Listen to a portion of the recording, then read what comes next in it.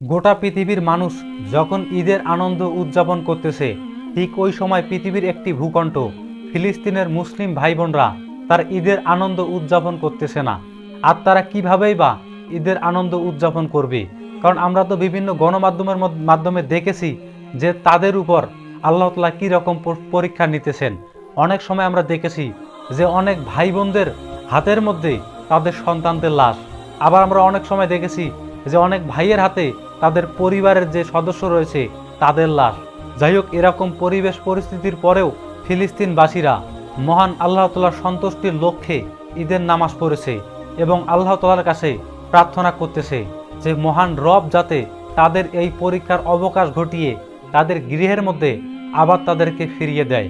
আর প্রিয় দর্শক, ফিলিস্তিনের এই অবস্থা দেখে অনেক মানুষের মনে একটা প্রশ্ন জাগে যে ফিলিস্তিন যেভাবে ক্ষতিগ্রস্ত হয়েছে, এখন ওই ক্ষতিগ্রস্ত ফিলিস্তিনের কোন মানুষগুলো, অর্থাৎ কোনো মানুষ কি রয়েছে তারা পশু ক্রয় করে কোরবানি দিয়েছে?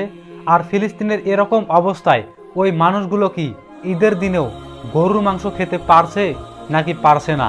যাই হোক প্রিয় দর্শক, ফিলিস্তিনের ভাই বোনেরা তারা পশু কোরবানি দিতে পেরেছে নাকি পারেনি এটা আমরা সঠিক বলতে পারবো না। হয়তোবা দিয়েছে, কিন্তু ওই পশু কোরবানি দেওয়ার সংখ্যা খুবই কম। তারপরেও শুধুমাত্র এতটুকুই বলে রাখি, আল্লাহ তাআলা হয়তোবা যে কোনো মাধ্যমে তাদেরকে এই ঈদের দিন গরুর মাংস খাওয়ার মতো তৌফিক দান করেছে। কেন এই কথাটি বলতেছি, চলুন একটু বিস্তারিতভাবে আপনাদেরকে বলে রাখি।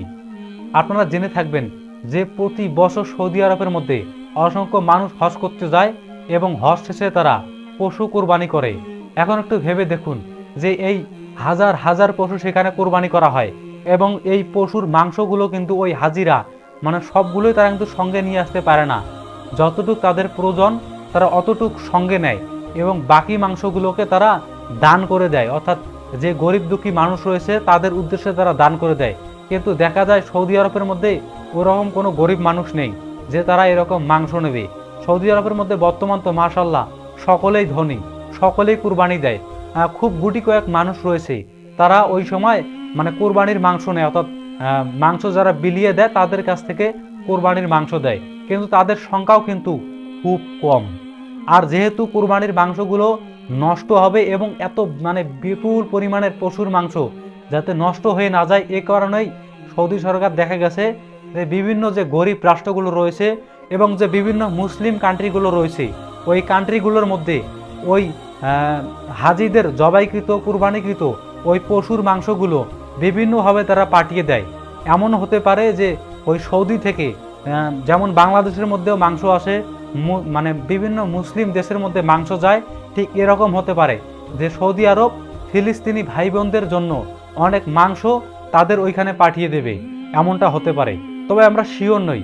তবে বিভিন্ন গণমাধ্যম এবং অতীতকালের হিস্টোরি কিন্তু ঠিক এরকমই যে হাজিদের জবাইকৃত পশুর মাংস এভাবে বিভিন্নভাবে অর্থাৎ বিভিন্নখানে পৌঁছে দেওয়া হয়। ভিডিও শেষে শুধুমাত্র এতটুকুই বলবো, মহান আল্লাহ তাআলা এই ফিলিস্তিনি ভাইদের কঠিন পরীক্ষার বদলাতে তাদেরকে উত্তম যাজা দান করুক এবং আল্লাহ তাআলা তাদের সঙ্গে সঙ্গে যেন আমাদেরকেও কবুল করে নেয়। প্রিয় দর্শক, আপনি ভিডিওটি বাংলাদেশ নাকি ভারত থেকে দেখলেন একটু কমেন্ট করে জানাবেন, কারণ আমাদেরও জানার ইচ্ছা হয় যে আমাদের ভিডিওগুলো কোন দেশের মানুষ বেশি দেখে।